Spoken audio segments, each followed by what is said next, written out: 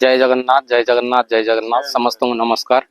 आज गोटे श्रीमद भागवत गोटे श्लोक कहूँ जे वैश्यमान बसंती बसती जत्र भागवती गाथा ଯେଉଁଠାରେ भागवतर श्रवण हुए भागवतर पाठन हुए सेठारे सबु वैष्णव माने आसिकी श्रवण करने को बसंती जो माने कि आमर वैष्णव 12 जन महाजन हनुमान जी तापर प्रहलाद जी नारद जी एमाने सब आसिकी भगवान बाणी शुणिया को बसंती जोठारे कि भागवत श्रीमद भागवतम गान करा जाए पाठन करा जाए। तो से भितर आमे गोटे कालीर एकादशी महात्म्य शुणिया कथा कारण महात्म्य आमे जदि एकादशी पालन भी न करुचे तथापि एकादशी महात्म्य शुणिले भी से अधिया किसी ना किसी पुण्य मिलता है। तो काली थिला पुत्रदा एकादशी माने जे मानकर संतान हुए संतान प्राप्ति पाई से माने भी एकादशी व्रत करि पारंती। वर्ष रे 2टा पुत्रदा एकादशी आसी तो कालीर पुत्रदा एकादशी रे महिष्मती नगर जड़े राजा थिले जी की शासन करथिले सी ए जन्म रे बहुत पुण्य करथिले तांगर से जन्म रे किंतु तांगर पूर्व जन्म रे किछि दुष्कृत थिला तेनु करी तांगर संतान संतति हेउ नथिला तेनु करी सी राजा बहुत दुखित थिले। से समस्त को पूछुथिले गाँववासी मानक तांगर शासन रे समस्त को पूछुथिले जे मोर काई संतान होनी। तो दिने सबु ग्रामवासी माने राजा ऊपर बहुत खुशी थिले आउ तांगर शासन ऊपर खुशी थिले तांगर जो स्वच्छल शासन थिला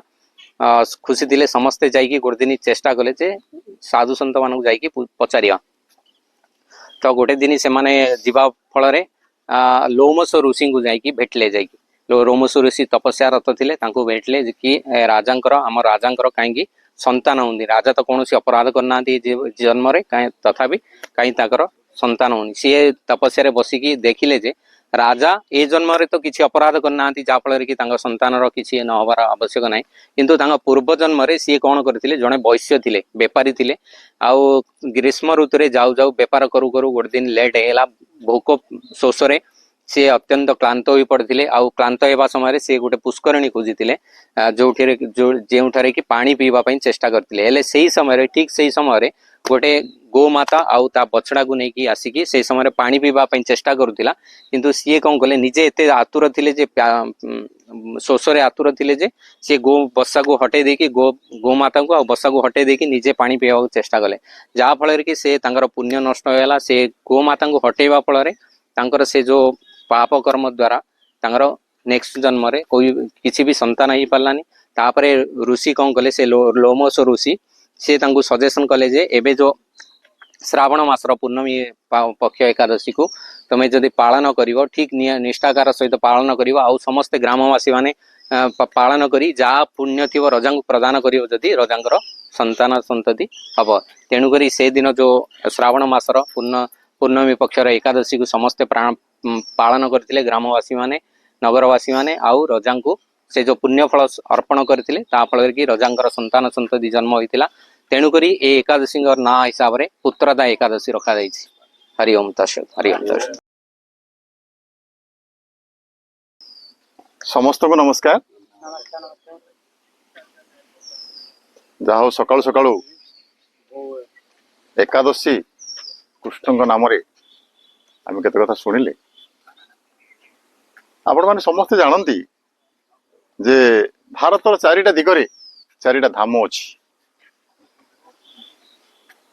उत्तर रे बद्रीनाथ भगवान बद्री, दक्षिण रे रामेश्वरम जोटे श्री रामचंद्र मर्यादा पुरुष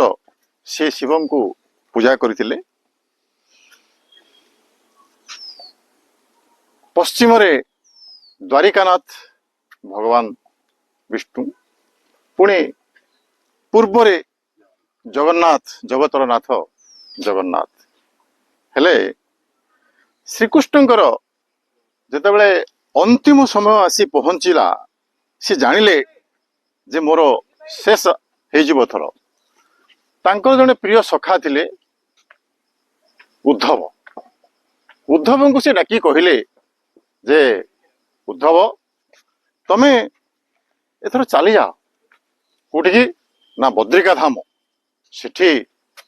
साधु सन्थ माने अछंती, तमे सेठी जाइए योग अभ्यास करिवो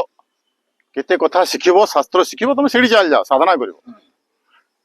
सेठू से कहले जगन्नाथ दास एमती लिखिछंती आश्रम नाम बदरिका उद्धव तही चल एका आश्रम नाम बदरिका उद्धव तही चल एका सेठू उद्धव तांकर तात्पर्यपूर्ण उत्तर दौरान श्रीकृष्ण कथारे जे सकल तीर्थ तो चरणे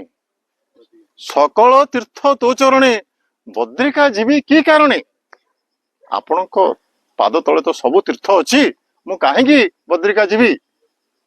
मत कौन बोका भली कहते बद्रिका जावाई मुझे कहीं जी आपण तीर्थ सबू तो आपण पाद तले अच्छी से बुझासुझा कले जाओ तुम जाकि रह केते साधु सन्थ सहित संग हम तुम से जाओ सी कौन मना करिए कि किंतु तांकर उत्तर थिला तू तू जाकू होइबु सदय तू जाकू होइबु सदय ज्ञानता हृदय उदय अरे मु सेठी जाई की ज्ञान आहरण करिवि आपण खाली मते काणी चाहे जदि सदय हे गले सब ज्ञान मो पाखरे उदय हो तेणु हे हे प्रभु आपण खाली मते टिकी सदय हे जांतु सबु ज्ञान बुद्धि आउ आपण पाद तले समस्त तीर्थ अच्छी मु कहीं जीवी तथापि से अमान्य कलेनी तांकर सुवर्ण पादुका को धरी मुंड उपरे से गले उद्धव से बद्रिका धाम से ध्यानमग्न हेले ज्ञान साधना कले साधना करिकी से सेठी तांकर लीन हो जाइछि। नमस्कार।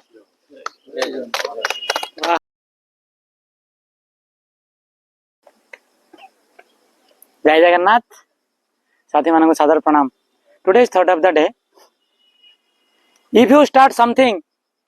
don't be afraid of your failure and don't abandon it in a midway. People who work sincerely are the happiest one. साथी माने किसी भी काम आम स्टार्ट करिथिबा मध्यरे आम पाखक फेल्यूर आसथाए से फेल्यूर को डरी करी आमे जदि ताको मझिरे काम मझिरे जदि आम त्याग करदेबा तेबे आमको सफलता मिलिबो नहीं। सफलता पाइबा गले बहुत किसी सहिबाको पड़िबो बहुत हार्डवर्क करिया पड़िबो और सिंसियरली काम करिया पड़िबो निजर लक्ष्य प्रति यदि हम सिंसियर अछंदी how to achieve that goal then he will definitely get success. सेति साथी माने आमे सब बेले हमर वर्क प्रति सिंसियर रहबा। जय जगन्नाथ।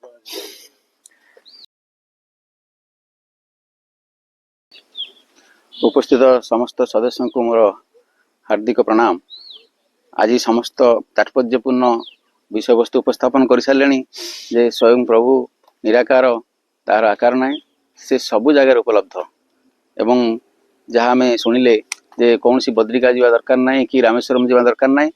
आम जेकोसी जगार बसी जदि प्रभु को भक्तिर सहित हृदय सहित प्रार्थना करवा से निश्चित भाव में से उपस्थापन करेंगे उपस्थापित से निश्चित भाव में उपस्थित हे एवं ध्रुव प्रहलाद समस्त सब सेयाल घटी तेणुक आम आमर स्वयं ब्रह्म को प्रथम चिन्ह दरकार जो ब्रह्म आमर शरीर टाक यार भितर से निजे बसवास कर प्रथम चिन्हवा एवं तापर पिंड ब्रह्मांड एकमत ताहा कहती सुपंडित ब्रह्मांड में जहाँ देखा पिंड भितर से देखा तेणु आप देखु ये जो शरीर गोटे छोटिया साइकेल ट्यूटे जदि अल्प आल्पिन भाया गोटे छोट आखिबाला भाया जदि कणा हो जाए साइकेल चलुनी गाड़ी चलुनी किंतु ये शरीरटा जी तैयारी करछि के विचित्र कारीगर कि सुंदर कारीगर एडे बड़ बड़ कणा अच्छी पवनटा ता भीतर रोची जाउनी तेणु आमे तैयारी करथिबा जिनसटे